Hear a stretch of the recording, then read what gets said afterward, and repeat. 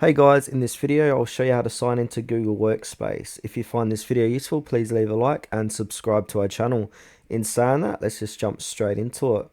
Alright, on your PC, laptop or even mobile device, head on over to workspace.google.com, and now from here there's no login button on this page here. So what you need to do is click on the admin console. That's another way to log in. So once this opens up, so as you can see, I'm going to use tutorials23@gmail.com. Now I'm going to put in my password, click on next to log in, and it is simple as that, guys.